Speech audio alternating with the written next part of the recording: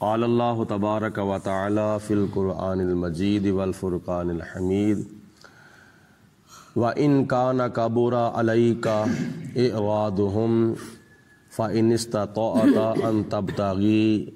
نَفَقًا فِي الْأَرْضِ أَوْ سُلَّمًا فِي السَّمَاءِ فَتَأْتِيَهُمْ بِآيَةٍ وَلَوْ شَاءَ اللَّهُ لَجَمَعَهُمْ عَلَى الْهُدَىٰ فَلَا تَكُونَنَّ مِنَ الْجَاهِلِينَ۔ سورۃ انعام کی آیت نمبر 35 میں اللہ تعالیٰ نے ارشاد فرمایا ہے کہ کفار مکہ نے نبی کریم علیہ الصلوۃ سے ایک مطالبہ کیا کہ اگر آپ اللہ کے سچے نبی اور سچے رسول ہیں تو پھر ہمیں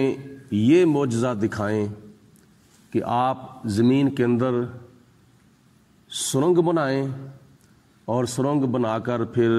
جو خزانے زمین کے اندر ہیں وہ نکال کے ہمیں دکھائیں، یا آسمان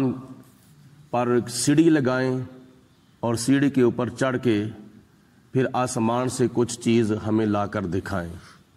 تو پھر ہم آپ کو اللہ کا نبی مان لیں گے۔ اس طرح کے اور بھی کئی فرمائشی معجزات کفار مکہ نے نبی کریم علیہ الصلوۃ سے طلب فرمائے، لیکن خدا کی ذات بابرکات نے ان کے فرمائشی معجزات کا ظہور نبی پاک علیہ الصلوۃ کے ہاتھوں سے ظاہر نہیں فرمایا۔ اس کی وجہ یہ ہے کہ کچھ معجزات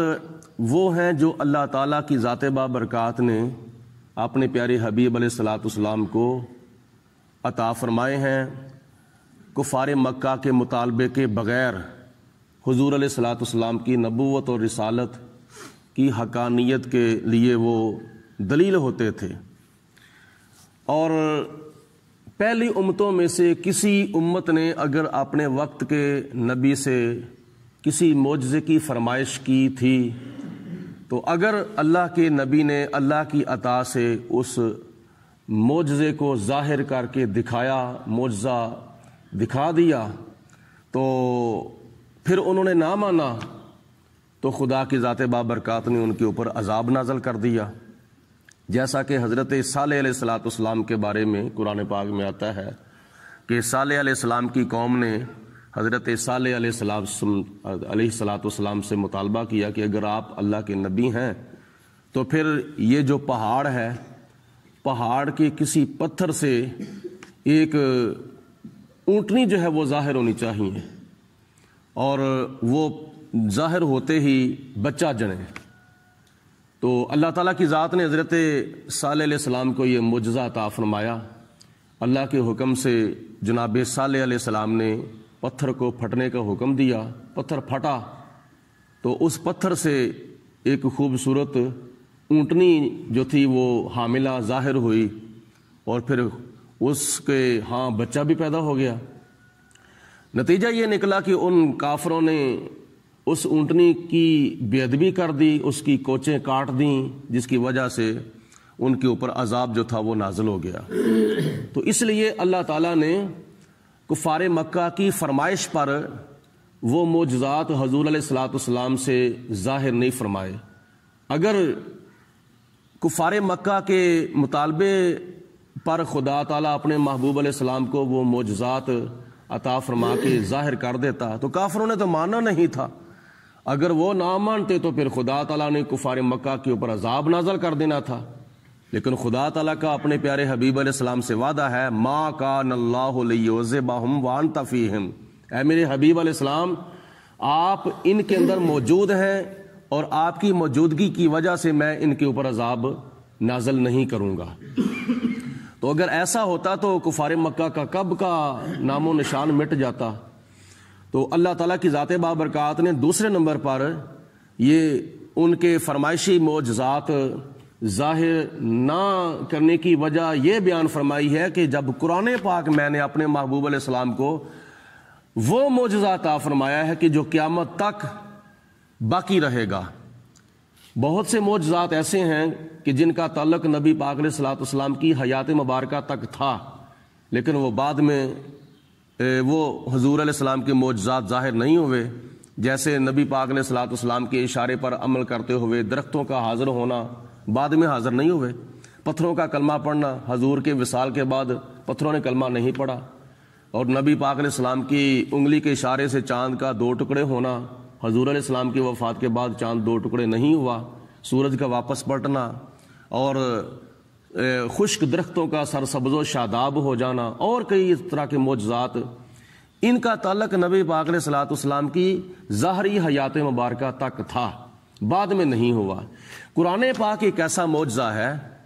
کہ نبی کریم علیہ الصلوۃ والسلام کی ظاہری حیات کے اندر بھی یہ حضور کا معجزہ تھا، اور حضور علیہ الصلوۃ والسلام کی وفات کے بعد آپ کی یہ باطنی حیات کے اندر، بلکہ قیامت تک یہ نبی پاک علیہ الصلوۃ والسلام کا وہ معجزہ ہے جس کو آج ہم بھی دیکھ رہے ہیں اور قیامت تک آنے والے لوگ دیکھتے رہیں گے۔ یہ حضور علیہ السلام کا معجزہ ہے۔ اللہ پاک نے جو ان کے فرمائشی معجزات ظاہر نہیں فرمائے تھے، اس کی ایک وجہ یہ ہے کہ خدا تعالیٰ نے فرمایا کہ اے میرے حبیب علیہ السلام، یہ قرآن پاک جو میں نے آپ کو معجزہ دیا ہے، اس معجزے کو دیکھ کر وہ کلمہ پڑھ کے کیوں نہیں مسلمان ہو جاتے، اور آپ کی زبان پر کیوں نہیں اعتبار کرتے؟ ان کو آپ کی زبان پر یقین کرنا چاہیے تھا۔ اور بعض اوقات اللہ تعالیٰ نے معجزے کافروں کے کہنے پر نبی پاک علیہ السلام کو نہیں عطا فرمائے یا نہیں ان کا ظہور فرمایا، اور وجہ یہ تھی کہ ان کو چاہیے تھا کہ نبی پاک علیہ السلام کی زبان پر اعتبار کرتے۔ جب انہوں نے حضور علیہ السلام کی زبان پر اعتبار نہیں کیا تو پھر خدا تعالیٰ نے بھی ان کی فرمائش پوری نہیں کی۔ تو ان کا یہ ایک مطالبہ تھا کہ آپ زمین کے اندر سرنگ کھودیں اور ہمارے لیے وہاں سے پھر جو جتنے بھی خزانے زمین کے اندر ہیں وہ نکالیں، یا آسمان پر سیڑھی لگا کر آسمان پر جائیں تو ہم آپ کا کلمہ پڑھ لیں گے۔ لیکن خدا کی ذات بابرکات نے ارشاد فرمایا، وَإِن کابورا وَإِن کانا کابورا علیکا، اے میرے حبیب علیہ السلام، ان کا کلمہ نہ پڑھنا، اعراضہم، اور ان کا منہ پھیر لینا، اسلام کی دعوت سننے کے باوجود چہرہ پھیر لینا، نظر انداز کر دینا دعوت اسلام کو، آپ پر ناگوار گزرتا ہے، آپ پر شاق گزرتا ہے۔ تو فَإِنِ اسْتَطَعْتَ، جو میں نے آپ کو طاقت عطا فرمائی ہے، قدرت عطا فرمائی ہے، اس قدرت کو استعمال کرتے ہوئے آپ ان تبتغی نفقاً فی الارض، آپ بے شک زمین کے اندر سرنگ کھود لیں، ان کی فرمائش پوری کرنے کے لیے بے شک آپ زمین کے اندر سرنگ کھود کر دیکھ لیں، او سلماً فی السماء، یا آسمان پر سیڑھی لگا کے دیکھ لیں، ان کی فرمائش پوری کر کے دیکھ لیں، فَتَأْتِيَهُمْ بِآيَةٍ، پھر یہ جو نشانی چاہتے ہیں وہ نشانی ان کو دکھا کر دیکھ لیں، پھر بھی یہ کلمہ نہیں پڑھیں گے، پھر بھی یہ مسلمان نہیں ہوں گے۔ کیوں؟ اس لیے کہ میں نے ان کے دلوں کے اوپر موریں لگا دی ہیں۔ جب انہوں نے اسلام کی طرف آنا نہیں ہے تو ان کے دل سے آپ کا حسد، بغض، عناد، کینہ، دشمنی، عداوت جانی نہیں ہے، تو میں نے ان کو ہدایت دینی نہیں ہے، ورنہ میں تو اللہ کل شیء قدیر ہوں۔ وَلَوْ شَاءَ اللَّهُ لَجَمَعَهُمْ عَلَى الْهُدَىٰ، اللہ فرماتا ہے کہ میں اگر چاہوں تو سارے کافروں کو میں ہدایت کے اوپر اکٹھا بھی کر سکتا ہوں، لیکن میں نہیں کرنا چاہتا۔ کیوں نہیں کرنا چاہتا؟ انہوں نے آپ کی زبان پر اعتبار کیوں نہیں کیا؟ زبان پر اعتبار کریں تو میں ان کو ہدایت دے دوں، میں ہدایت پر ان کو اکٹھا کر دوں۔ فَلَا تَكُونَنَّ مِنَ الْجَاهِلِينَ، اے قرآن سننے والے، اے قرآن پڑھنے والے، تو نادانوں میں سے نہ ہو جا۔ آگے اللہ تعالیٰ ارشاد فرماتا ہے، اِنَّمَا يَسْتَجِيبُ الَّذِينَ يَسْمَعُونَ، بے شک ہدایت وہ پاتے ہیں جو توجہ کے ساتھ سنتے ہیں، یعنی صاحب قرآن کا کلام اور قرآن مجید و فرقان حمید کی آیات بینات جو توجہ کے ساتھ سنتے ہیں، جو محبت کے کانوں سے اور دل کے کانوں کے ساتھ سنتے ہیں، تو اللہ فرماتا ہے وہی ہدایت پاتے ہیں۔ وَالْمَوْتَى يَبْعَثُهُمُ اللَّهُ، اور قیامت کے دن اللہ تعالیٰ ان کافروں کو اٹھائے گا جو دل کے مردے ہیں، یعنی ظاہری طور پر تو زندہ ہیں، آنکھوں سے دیکھتے ہیں، کانوں سے سنتے ہیں، زبان سے بولتے ہیں، لیکن یہ قلبی طور پر مردہ ہیں، کیونکہ ان کے دلوں کے اوپر گمراہی اور کفر کی اور جہالت کی موریں جو ہیں وہ لگ چکی ہیں، جس کی وجہ سے خدا تعالیٰ نے ان کو زندوں کے اندر شمار نہیں فرمایا بلکہ ان کو مردوں کے اندر شمار فرمایا ہے۔ تو قیامت کے دن خدا تعالیٰ ان کو اٹھائے گا اور ثم الیہ یرجعون، اور پھر یہ اٹھ کر اللہ تعالیٰ کی بارگاہ میں حاضر کیے جائیں گے حساب و کتاب کے لیے کہ تم دنیا کے اندر کیا کیا کرتے تھے۔ آگے اللہ تعالیٰ فرماتا ہے وَقَالُوا، اور کافروں نے یہ بھی کہا لولا نزل علیہ آیۃ من ربہ، اگر یہ اللہ کا سچا نبی ہے تو اس کے اوپر خدا کی طرف سے کوئی نشانی کیوں نہیں اترتی؟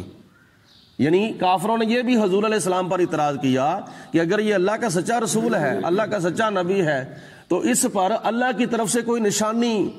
کوئی ان کی نبوت کی علامت کیوں نہیں اترتی؟ حالانکہ نبی پاک علیہ الصلوۃ والسلام سر سے لے کر پاؤں مبارک نہیں بلکہ پاؤں کے جوڑوں مبارکوں کی خاک مبارک تک حضور علیہ الصلوۃ والسلام سراپا خدا کی دلیل تھے، سراپا خدا تعالیٰ کی طرف سے معجزہ بن کر تشریف لائے تھے۔ وہ الگ بات تھی کہ آنکھ والا تیرے جوبن کا تماشا دیکھے، دیدہ کور کو کیا آئے نظر کیا دیکھے۔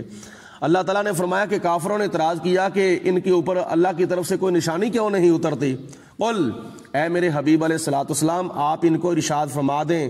ان اللہ قادر علی ان ینزل آیۃ، اللہ تعالیٰ قادر ہے، وہ قادر مطلق ہے، وہ جب چاہے جہاں چاہے جتنی چاہے نشانیاں اتار سکتا ہے۔ اللہ تعالیٰ کی ذات بابرکات علی کل شیء قدیر ہے۔ ولیکن اکثرہم لا یعلمون، لیکن ان کافروں کے اندر اکثر لوگ وہ ہیں جو اس بات کو جانتے نہیں ہیں۔ تو جب جانتے نہیں ہیں تو پھر مانتے کیسے؟ اس لیے یہ نبی پاک علیہ الصلوۃ والسلام کے اوپر جو کافروں نے اعتراضات کیے تھے، ان 3 آیات بینات کے اندر اللہ تعالیٰ کی ذات بابرکات نے اپنے محبوب علیہ الصلوۃ والسلام کی عزت و ناموس اور عظمت و شان کا دفاع کرتے ہوئے ان کے اعتراضات کے جوابات جو ہیں وہ ایسے ارشاد فرمائے ہیں کہ ان کے لبوں کے اوپر مور سکوت لگ گئی اور زبانیں ان کی گنگ ہو گئیں اور وہ نبی پاک علیہ الصلوۃ والسلام کے سامنے لاجواب ہو گئے۔ رب العالمین کی ذات بابرکات ہم سب کو عمل کرنے کی توفیق عطا فرمائے۔